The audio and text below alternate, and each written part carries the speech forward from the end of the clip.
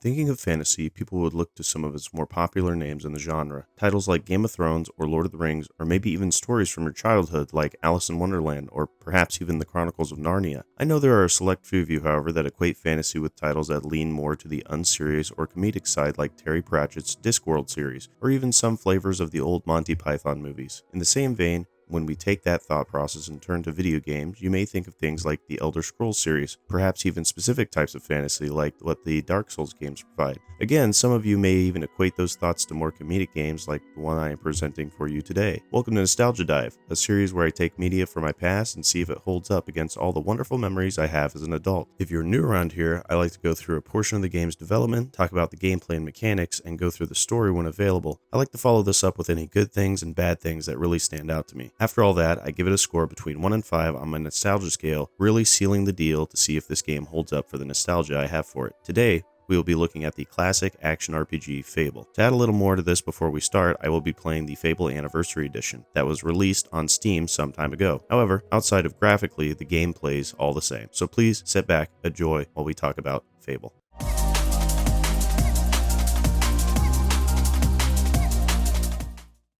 The original concept of Fable was created by Simon Carter, Dean Carter, and Ian Lovett quite some time before the game ever reached a point of major development. These three actually founded a company known as Big Blue Box. They began working on what I would think would be the original version of Fable, the game going by Wish World. For the longest time, this company was treated as a satellite company to Peter Molyneux's Lionhead Studios. Lionhead would support Big Blue Box with technology to be able to develop their games. Big Blue Box also faced many difficulties in finding a publisher. However, the big boss Ross, Microsoft, seemed to swoop in and got the team to sign off on a contract. Going through many name changes, the game began development on the Sega Dreamcast as Microsoft and Sega had a relationship at the time. As some of you may already know, the Dreamcast was a failure in Sega's eyes, and so the game was moved over to the original Xbox. The dev team at this point would have around 70 devs working on. All of the work of the game totaled around 4 years of time, but as it went along the dev cycle, many of the ideas and plans for the game began to have much clearer pictures. Many promises about what the game was and what it was going to be about were talked about in detail by the dev team. Publicly, it seemed that Peter Molyneux also talked up the game, as many features that were promised by him and the dev team were never implemented into the game. I was unable to find a solid list on what actually was promised, but I did find a list on an old forum post from about 17 years ago that may not entirely be accurate,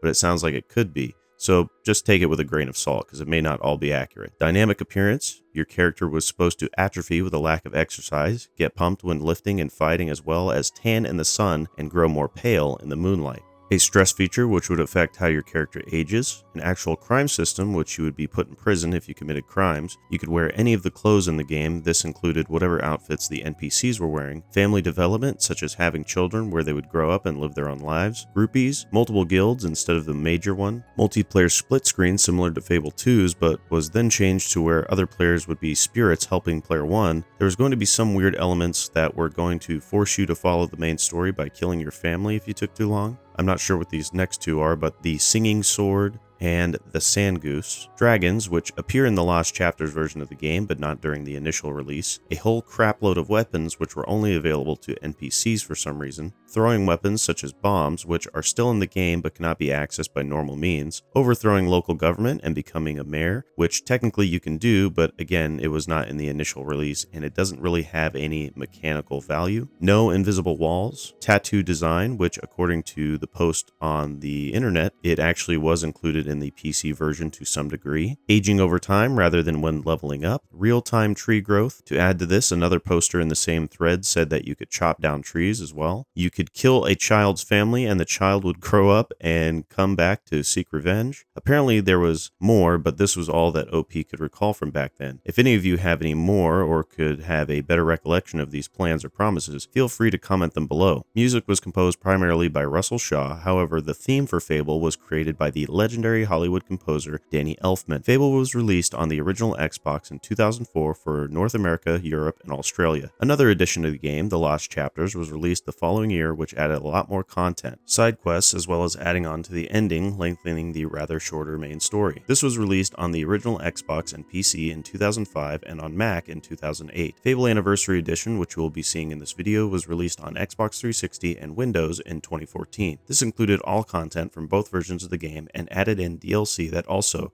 added extra outfits and weapons, as well as a new difficulty mode. Later on, the PC would also get a free add-on that allowed modding. With all of that out of the way, we can go ahead and move on to Fable's gameplay elements.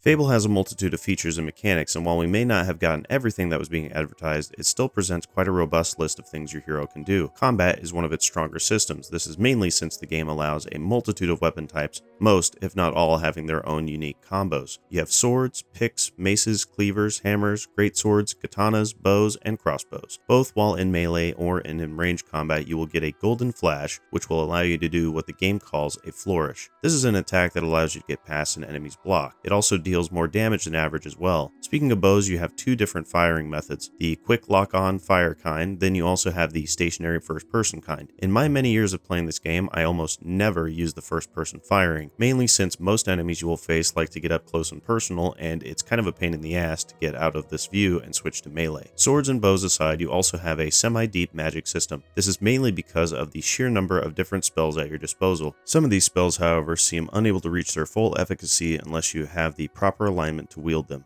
This is based on the description in the spells when leveling them up. Some spells are good and some spells are evil. Alignment is a system that, based off of your choices throughout the game, will give you good guy points or bad guy points. Getting a certain amount of these points will alter what your character's appearance will look like. If you lean towards good, you will get halos and butterflies. If you decide to tread the path of the dark side, then your character will grow horns and get flies. As you defeat enemies, you will get experience orbs. These are little green orbs that drop on the ground, but you also get XP based off of how you murder these people. Red XP for melee or strength, yellow for ranged or skill, and then you have blue XP for when you use magic or will. While the green XP can be used to level up any of your hero's traits, the special XP you get for different methods of combat can only be used on the traits under that umbrella of strength, skill, or will. For example, you can't use your will XP to level up your hero's strength stat, but you could use your character's skill XP to level up your range damage. Green XP you get can be used to cover any difference that you may be lacking in any of the three, but the level up area always consumes your special XP first. While fighting, you will rack up a combat multiplier. This accumulates so long as you do not get hit and will actually multiply any XP that you receive while it is active. So if you have a combat multiplier of 10 and got 100 XP, then it would give you 1000 instead. It is almost paramount that you master the system early, as many of the later purchases in the skill tree can require a massive amount of XP to be able to get to the last level. If any enemy hits you, you will lose some of your combat multiplier, and this is usually rounded down to the nearest 5 number. Rolling to dodge attacks, blocking, or using the game's physical shield spell seems to be the best way to avoid losing your multiplier. Also, anytime you leave a location or teleport away to somewhere else, it will cut your current multiplier in half. Obviously, if you couldn't tell, your hero has a set amount of health and mana at the top left-hand corner. This is another thing that is upgradable by spending XP on the right areas, but you can also find potions that increase it as well. Throughout the game, you will of course have your main quest. There are side quests and even some unmarked quests that you can take on really early that fill out the gameplay time. A majority of quests are started by accepting them at the Heroes Guild. In doing so, you are allowed to boast. Basically, additional challenges that you can do. This can be doing the quest naked and with no protection spells, or more difficult ones like no aggressive spells or attacks, which I'm still not sure how one would be able to do. If you do have, let me know. Along with side quests, you have side activities. This could be fishing, or playing bar games, or digging up dig spots. Sometimes in these side gigs you will come across silver keys. These allow you to open silver chests if you obtain enough of them, which will reward you with legendary weapons or things like potions and other gear. In the same vein as these side gigs, you will also come across demon doors in your travels. These guys will offer you a riddle or obscure challenge to get them to pop open and get the chest inside. A lot of these guys will actually have the best weapons or gear for you to obtain while in your travels. Across all of Albion, you get to interact with various NPCs. This can be done in various ways. One, by simply interacting with them or doing an emote next to them. Depending on the emote you have, it can be silly, scary, flirty, or just plain disgusting. With these NPCs, you can also give them gifts. The value of the gift doesn't seem to matter too much, but outside of this, one of my favorite things to do while growing up was to give beer to the shopkeepers, getting them nice and drunk, and then pushing them out of the stores to steal their stuff. Me and my friends did this endlessly. NPCs seems to have their own schedules on when they do and don't do stuff. At night, most stores but the tavern closes, and people will go go there and get drunk or go home and sleep for the next day.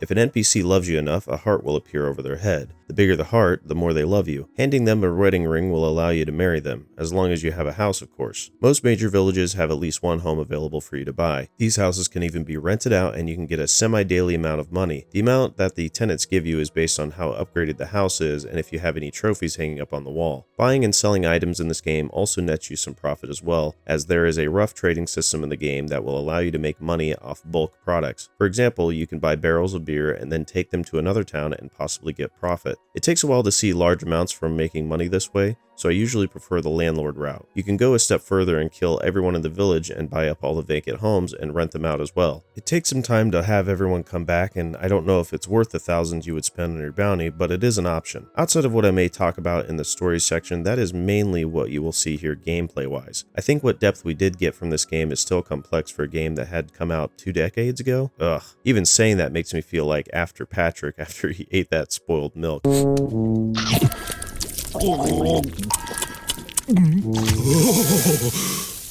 All that aside, I think we'll move on to the story. A few exceptions aside that I believe are worth mentioning, we will be focusing on the main story and possibly little to none of the side quests. Experience those and this story for yourself. Honestly, it's a great time. If you don't want to be spoiled, go ahead and get out of here or skip ahead. You won't regret it.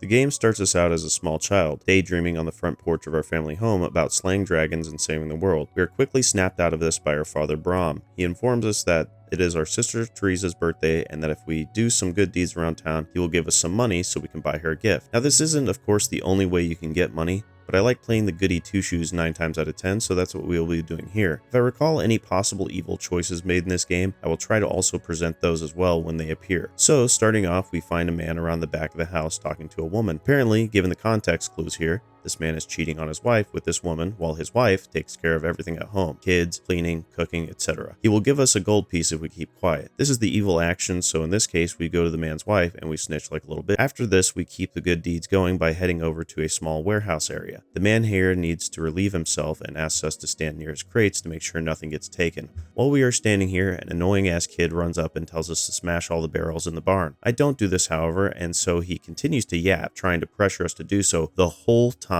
the guy is gone. It is non-stop. Quick! Smash those barrels! There are a few instances of NPCs repeating voice lines over and over non-stop throughout the game. The man comes back and we have done our good deed for the warehouse worker. We move on to the next scene of an older boy picking on some kid. We can help the little boy by beating up the older kid, and he will thank us by handing over a little teddy since we are so good at protecting. This of course is the teddy bear of a little girl who has been looking all over for it, so we hand it over to her. This is when we head back over to our father and cash in our good brownie points for cold hard cash. With gold in hand, we make our way over to the trader and get our sister a box of Galaxy brand chocolates and make our way over to where she is playing at. Teresa, after talking to her for the first time, bothers to apologize for waking us up last night, as it seems she had another one of those dreams. It appears she has been dreaming standing in this very field, but is having trouble remembering what exactly happened. After this, she asks us for a present, which she then cares to mention that we also gave her chocolates in this dream of hers as well. We begin to head back to our home, as it seems the children's mother will be coming back for a party later this evening. Teresa stops us a moment as something seems off. Soon after, a man comes through running into town,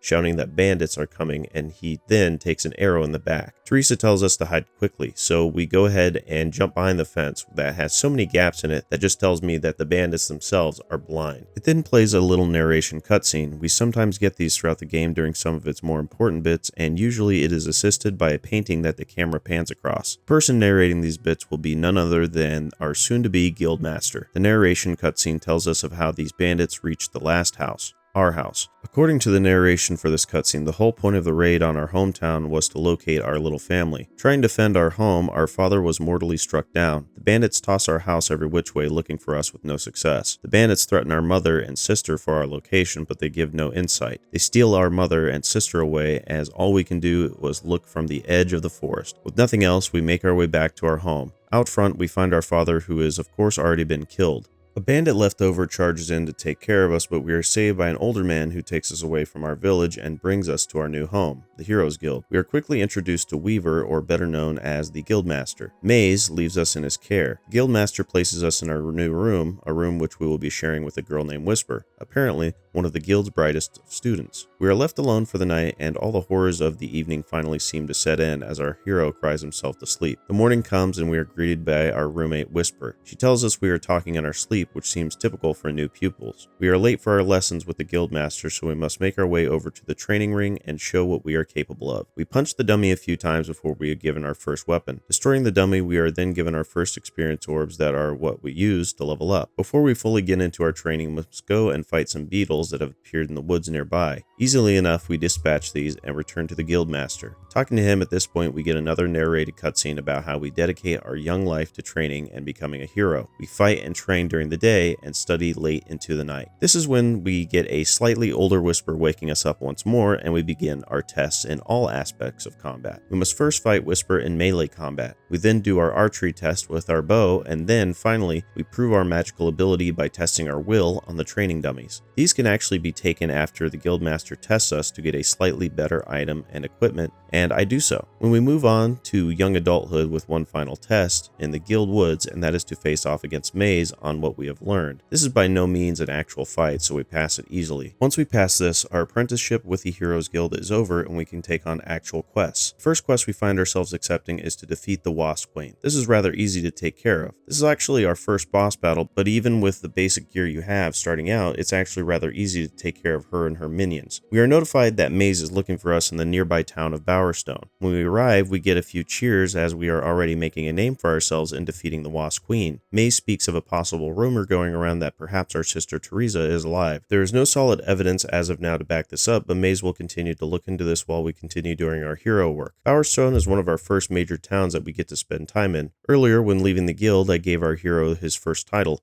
I was looking to match this title with possibly the combat style or even the looks of our hero, so I went ahead and named him Arseface. When we arrived in Bowerstone, I wanted to match that title, so I had our character shave his head and get some mutton chops before going to talk to Maze. Throughout the game, you will see me refine this look. Arseface will be a household name throughout the land and strike fear into our enemies. After this, I actually spent some time roaming around and grinding some levels for our hero. To do this, I actually went and bought the best spell in the game, Physical Shield. This allows you to continue fighting without losing your combat multiplier as fast, and I made my way to Hob Cave. This is where you can grind for quite some time early game and level up both melee and magic pretty easily. I spent a few hours here and managed to even get the demon door open nearby as well. This gets us one of the best early game weapons which we could manage, which is the Cutlass Bluetane. This sword will carry us for quite some time as it's pretty quick while also dealing a lot of damage to early game enemies. After seeing Bowerstone in all of its splendor, we then take on our next quest. This one being a quest in a place called Orchard Farm. For this quest, we must protect some recently dug up rare gems found on the farm's property. This is one of the few quests where you can actually help the bad guys steal the gems, which I always found to be a cool option. Either way, it's not too difficult, but once the initial quest is complete, you will have to face off once more against Whisper. It seems this long-standing rivalry you had in the guild will transcend past your childhood and into your adult life as well. This is also where the game teaches you about the Flourish skill, which I spoke of before in the gameplay section earlier. This will complete our quest for Orchard Farm. The next quest I will mention here is a side quest, but it is one that will net you a bit of XP if you too manage to grab the Cutlass Bluetane as well.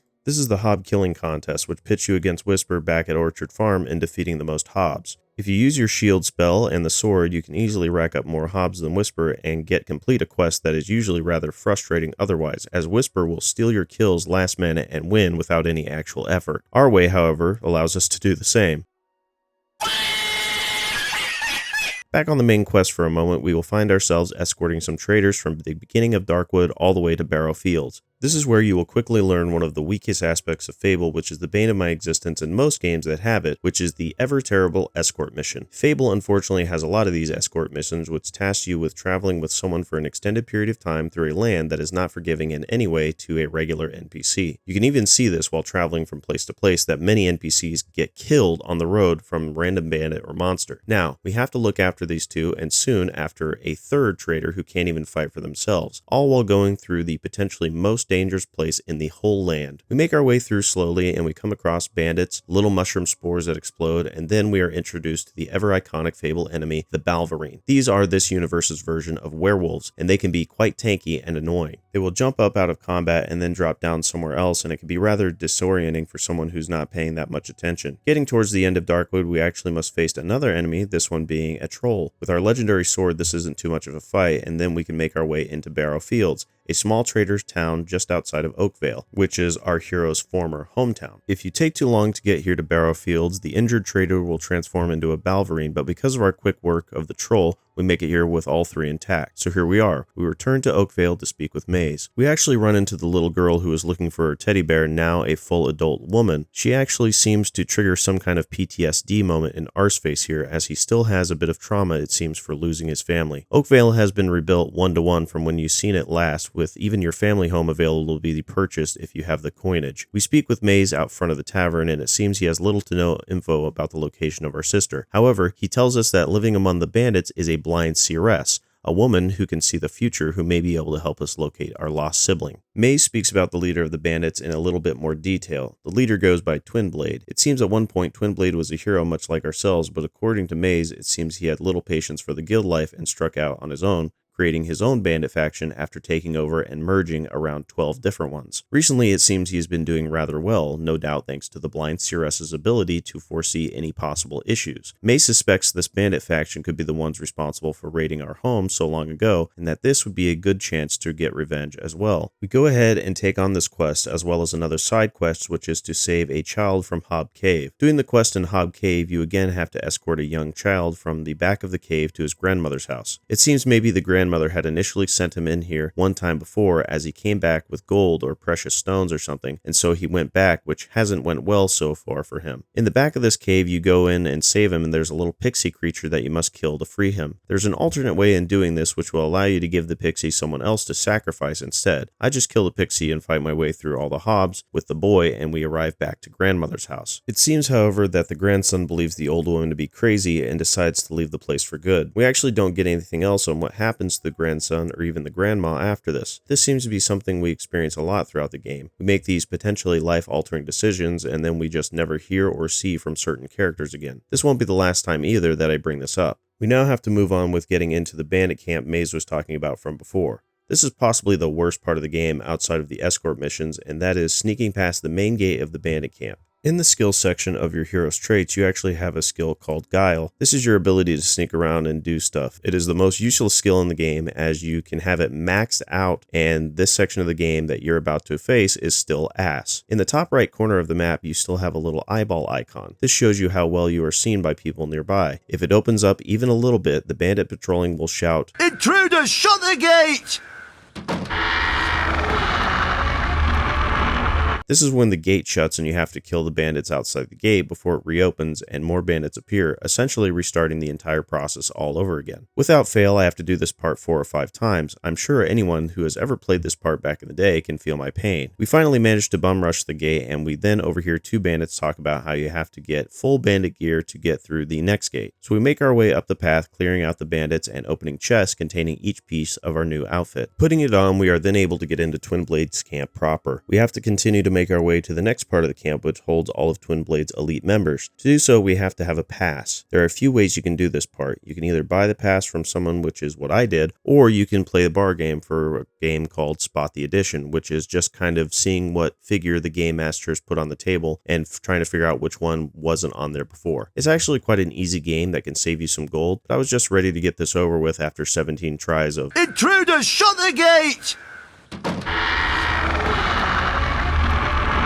So using the pass, we make our way into Twinblade's camp. One more gate, and we are finally able to meet Twinblade face to face. There are multiple ways you can get through this gate actually, as you can either hire some skilled assassins to help you fight your way through the camp, or you can also free the captives that are trapped and allow them a chance to escape. I chose to help the captives and made my way into the newly opened gate to face down the leader, Twinblade. Right away, Twinblade appears among the circle of his crew. Twinblade is massive. As he walks up, he tells us that the seer informed him of someone coming to meet him in his camp. He tells us his blades are thirsty, and then we go to fight him in this circle of his crew. I like this battle. Getting too close to Twinblade's boys will actually mean that we get hit. Twinblade has a few attacks that deal quite a bit of damage to us if we're not careful. He has one attack, however, that is kind kind of an overhead strike, and this is what makes him vulnerable for a time, and then we are able to actually hit him while his blades are stuck. Outside of this, we actually can't damage him. Working our way around the ring, we finally manage to defeat him. Twinblade falls to his knees, and finally the seer appears. The seer is none other than our sister, a blindfolded woman now. This is when we get another narrated cutscene, this time explaining what had happened from Teresa's point of view, where the raiding party tortured her mother in front of her, and then turning to Teresa with the same question, looking for her brother, only responding with a stare. Their leader slices out her eyes. After taking the mother, Teresa was left alone in the woods to die.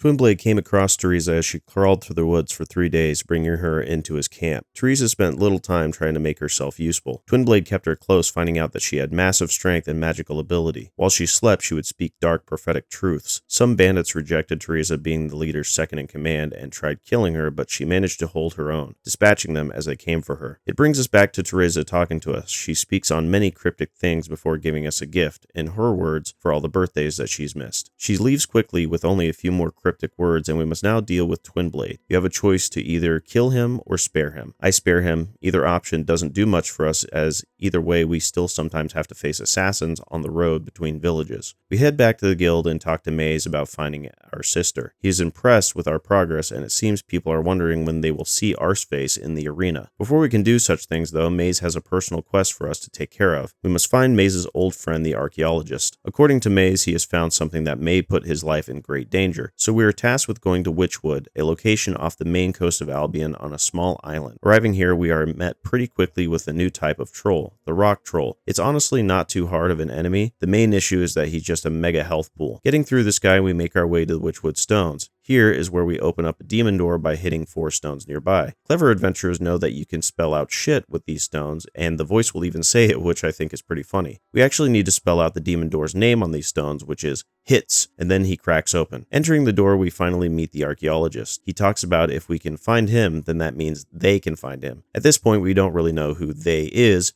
but he says he never should have started studying the focus sites, another thing we don't know about yet. But it seems Jack of Blades, someone who we haven't met yet, again, has also gained some interest in these focus sites as well. The archaeologist leaves before someone else finds this area. Our next major quest is to assist a village with a Balverine problem. This village is located in Witchwood Arena and is arguably my favorite village as well. We arrive at Knothole Glade and we find out that many Balverines are attacking villagers who didn't manage to make it into the city gates. We protect them for a time and then we are allowed entry. We talk to the village elder and then he talks to us about a white Balverine that has also been attacking the village. This is when it attacks and we actually have to attack it back a bit before it temporarily runs off. In doing so, the leader tells us that it's too tough for us to deal with at the moment. He talks about how the village used to have a great hunter that killed the last white Balverine. He died after this fight, so we need to actually go talk to the hunter's wife to see if we can try to get any insight on how to take this thing down. We make our way to her home, and this is when we are attacked again by the Balverine. After it runs off once again, the wife comes out and she tells us how the white Balverine is actually her husband, transformed into what he once slayed. Best way to fight it is with silver. She gives us a silver augment to put onto our weapon. Augments come in many different kinds in Fable, however most weapons I use are legendary weapons and already have their augment slots filled. We will sell this later though for a pretty penny. We must now go to where the white Balverine resides in Witchwood Lake just outside of town. This is where we will have an actual chance at fighting and killing this creature. While we fight him, he will sometimes call for other Balverines to help. These guys are normally the regular pushovers and we are victorious over them. Returning to Knothole Glade, we are cheered on as the leader gives us our nomination for the arena. We also get a letter from Teresa as well as a book about the Archon and his bloodline. Basically, what Teresa is saying here is our family more than likely are descendants of this bloodline. It also talks about a sword that only the Archon was able to wield. This will be made apparent later.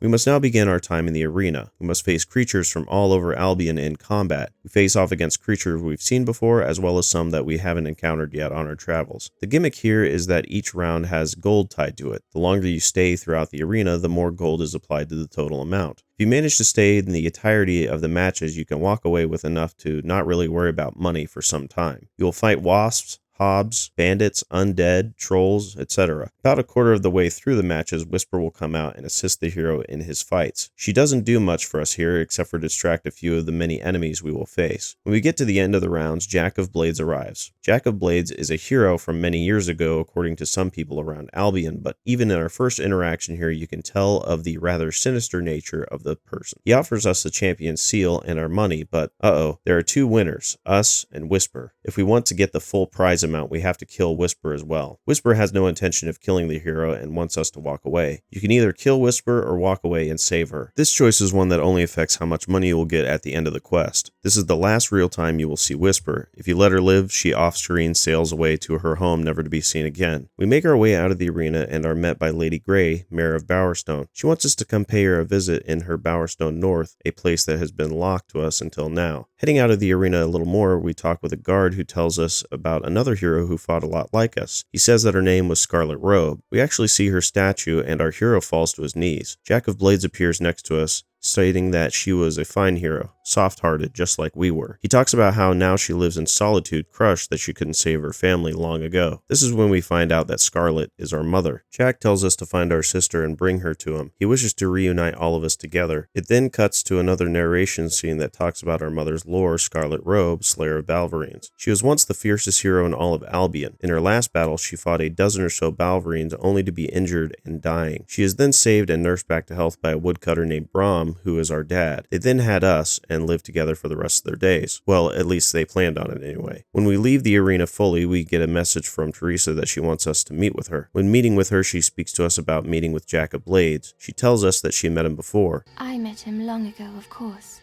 when he burned down our home and cut out my eyes. Jesus, what an opening to a conversation, Teresa. Anyway, she says that Jack does in fact know where our mother is. It seems that he has been keeping her in Bargate Prison ever since the night of Oakville. Teresa hasn't found a way to get into the prison, but believes that the archaeologist would have a good idea on how to get there. It seems Jack has sent creatures after him and reminds us that Teresa has also been on the run from Jack as well. She tells us we must get our mother out as she is the only person who knows about the sword. This sword, according to Teresa, is everything and could turn the world into nothing. Teresa leaves, and so we must now figure out where the archaeologist is. But first, another side quest, one in which you have the option to either marry Lady Grey or turn her in for cold case murder from years ago. We go ahead and turn her in. This is done by going to her old home where we met Teresa earlier and finding a note from her dead sister. We turn this in to the guards and then they ask if we want to be the mayor. This has no in-game mechanical effect. It only allows us to enter into the mayor's house, which only has a silver key and a silver key chest. I don't even think you can actually sleep in this location. Now we must go and save the archaeologist. We enter into a nearby location and the guards tell us that some strange creatures overwhelmed them and took the archaeologist down the path. The creatures here in question are known as minions. These enemies are probably in the top 5 reasons that put me off from replaying this game. They are fast, do a lot of damage, and are probably some of the most annoying sounding pieces of Rusty. They block almost all normal attacks, and the variant that shoots explosions at you are the worst. I hate them. I actually die a few times here, so I give up and I go grind my levels and grab some more equipment. I max out all my strength traits and go and grab the Bright Will User's Drip from Rose Cottage Demon Door, and then I go and grab the best sword in the game I can get in the game up to this point, right before the end, the Harbinger. You can only get the Harbinger if you max out your strength stats. Well, there is another way, but I just wait and max out my gains to get it. It's much easier than thinking. After getting all this gear and these levels, we have primed ourselves for getting the archaeologist back. We get to the docks where he is about to be packed on the ship and go to Bargate Prison. So we clear out all the creatures and save our guy, and he tells us the location of a secret entrance into Bargate through the Lichfield graveyard. Getting through Lichfield, we must open a demon door to get to the secret passageway. The only way to open up the demon door is to find all the pieces of armor that the Gravekeeper hid around the place. Getting them all and returning them to their rightful resting place, we are allowed to enter the older part of the graveyard. We must then fight some more undead to power up the secret tunnel into Bargate.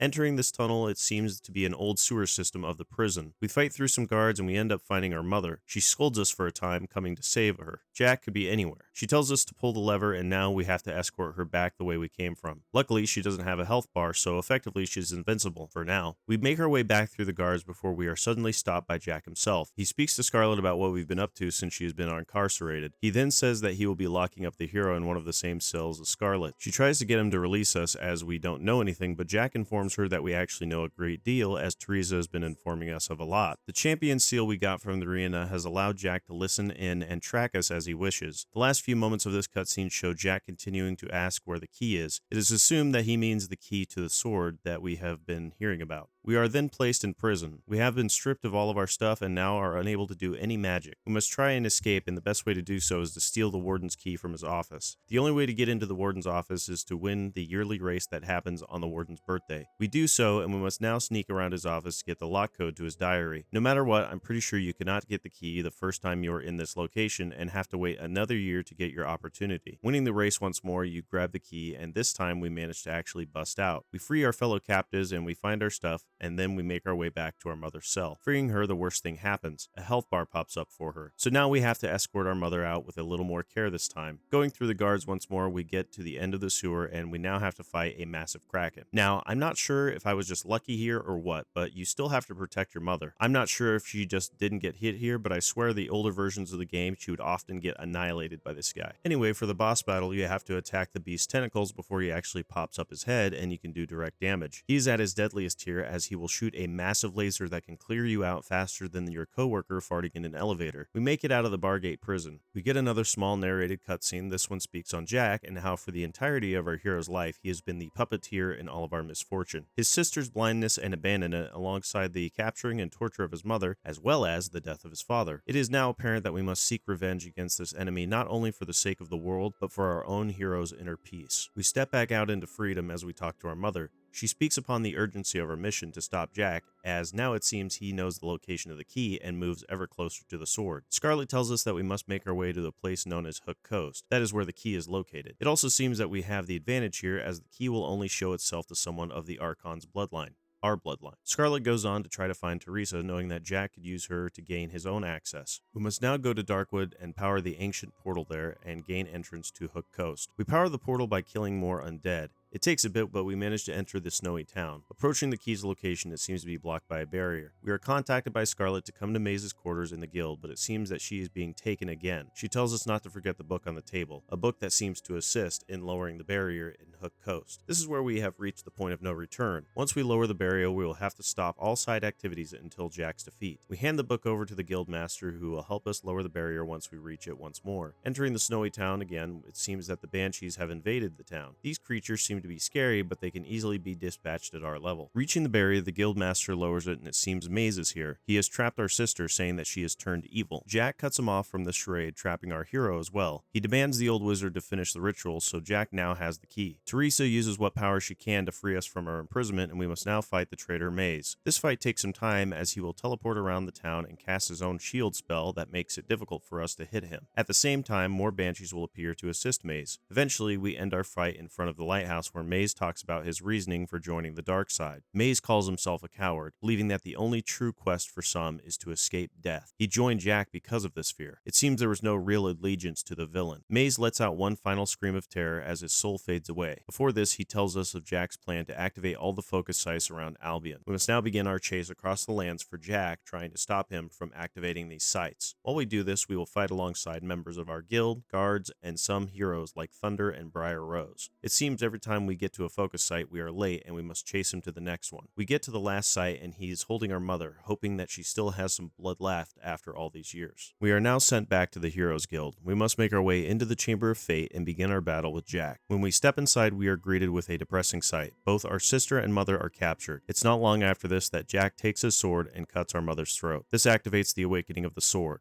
of Aeons. This fight can be bothersome if you're not prepared. Jack will summon the ever-annoying minions to fight you while rushing up to do some damage himself. If you can manage to get him low enough, he will enter his next phase. He will float in the center of the room and use Cloud's Limit Break, Blade Beam, as well as shooting out widespread balls of lightning. He has a rather deadly ability where he raises his hand and melts your health as well. The only way to avoid this is to hide behind one of the various rocks around the room. Between all these attacks, you will have to shoot him with your bow. Hopefully you put a few points into it, unlike myself. Jack then falls, and a portal to the void appears where he once was, and Teresa is freed. She tells us now that we must make a choice. We fully awaken the Sword of Aeons by striking her down, or we toss it into the portal, never to be seen again. Keeping on brand with our playthrough here, we toss the sword into the portal. Teresa tells us it is time for her to go, to find a place where she belongs. She believes that is not here. We don't get a thank you, we don't even get to say goodbye. She just dips. We will never see our sister again. I actually think this moment to me is rather bittersweet. We may have saved the world, but it seems that we will be feel alone in our victory. We are pulled into another narrated cutscene. It talks of our now legendary status in the annals of Albion's history. Teresa is mentioned here as she retreats to distant lands where a lifetime of wounds might finally be allowed to heal. After a year, the hero has some rest and is able to reflect on his life thus far. We find him in Oakvale Graveyard, still mourning his mother at her grave. This is where the last chapters of Fable take effect. After this last battle with Jack, that was the end of the original game, but if you had the Lost Chapters version of the game, you were able to continue the main story, one that starts with a hero named Scythe. Scythe contacts the guild and we are told to come to the front of the Heroes Guild where he waits to speak with us. At some point in the game, you would have had the chance to have met him in Maze's quarters, but only briefly. Some info on Scythe that may not be known off the bat here is that he is one of Albion's oldest heroes. Somehow, someway, he has cheated death and has lived for possibly thousands of years. So of course when he shows up, well, a projection of him shows up, then you might want to come and see what he has to say. Arriving just outside of the Heroes Guild, both Briar Rose and the Guildmaster are already there speaking to Scythe. It seems that he's been on a rather long mission to stop these new creatures known as summoners from destroying Snowspire. It seems, however, that he has failed to stop them from coming to mainland Albion. He tells the three that we must come assist him, so he tells us to enter the Primal Demon Door and obtain an item known as the Fire Heart. It seems, however, only the strongest among us are able to do so, that of course being the hero. We must use this item to call a ship into Hook Coast, which will take us to Snowspire. So, we enter the Demon Door while Briar Rose goes off to study the summoners,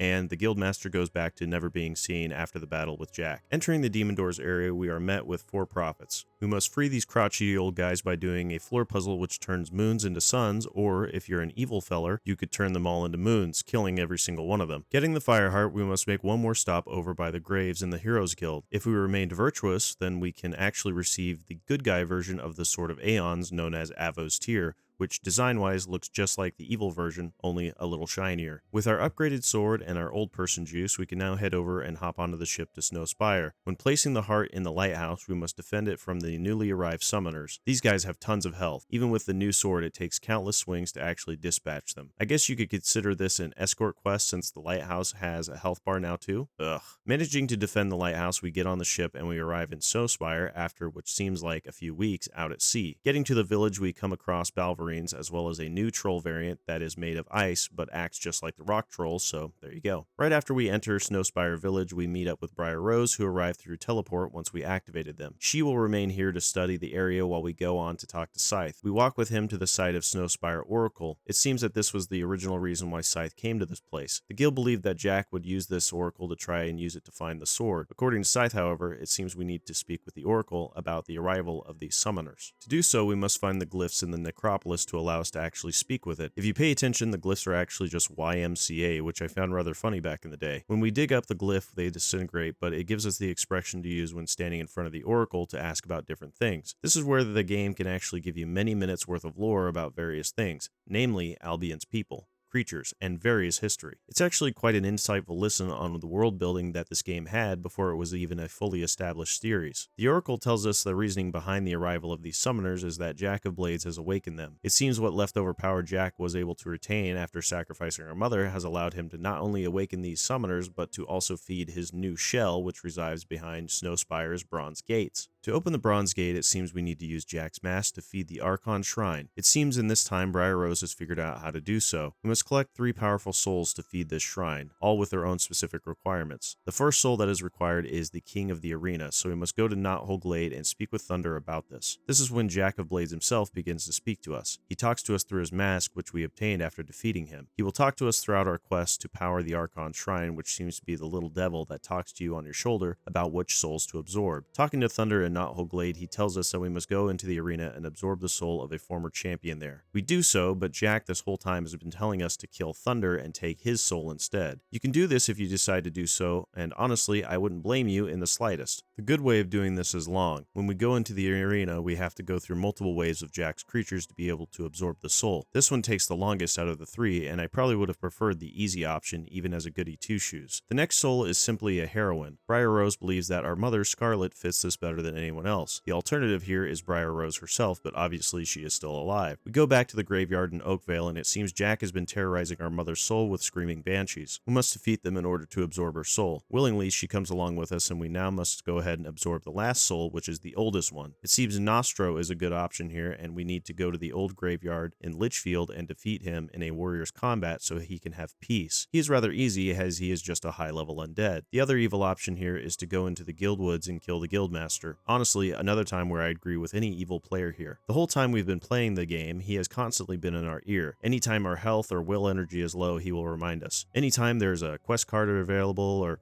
anytime we need to come back and give him a sponge bath. Not really, but it feels like that way with the amount of nagging he seems to do. Grabbing all 3 souls, we managed to open the bronze gate, and now we have our final major battle of the game. Entering, we find ourselves in a lava-covered area. Jack will immediately speak to us, asking if we've ever tired of being the puppet, ever tired of having our strings being pulled. Jack knew that eventually we would come here to free him. It was all in his long-term plans. The build-up here is insane. His voice is more sinister. He believes himself beyond the gods and demons we have feared our whole life. He appears in his true form, one of a dragon, and mind you, a goofy-looking one at that. He looks like he would be a villain on Dragon Tales or something. The sinister voice doesn't really match the goofy dragon design, but honestly, I'm sure it was the best they could do for the time. I'm sure back then, this was epic. This fight is kind of a drag. Jack will fly around and summon minions and summoners while shooting fireballs and breathing fire all around the arena. Sometimes he will land and you will be able to fight him with your sword, but it seems his attacks will completely destroy your shield spell too, causing you to constantly get knocked back and stun locked before he goes back into flying around. After thousands of weak arrows to his face, he will fall to the ground and the hero will absorb his true form into the soul mask. We are told by Scythe that we must now destroy the mask. Here, we don't actually have an obvious evil choice, but if we take too long to toss the mask into the lava, Jack will cause us to wear the mask and he will have a new vessel to do his evil deeds. This, I guess, is technically the evil option, but after that fact, you're not even technically you anymore. You're just the new vessel for this grandpa edgelord to wreak havoc across the land. You don't even get to be Albion's new villain. So anyway, we toss the mask in because why wouldn't we, and we get our final narrated cutscene. It talks of how our battle with the dragon Jack of Blades will be a story talked about for centuries to come. Many knew that the battle for good and evil wasn't really over. The guildmaster finalizes his narration for what had become of heroes and the guild at large, and stops there, saying that that was a story for another time. That's it. Credits roll, and we are left with a billion questions, some that can be answered by the Oracle, others that you wouldn't find out about until 4 years later when Fable 2 would come out. We may make our way there in the future, but for now, let's go ahead and talk about the goods and bads of the game. That way we can wrap this up.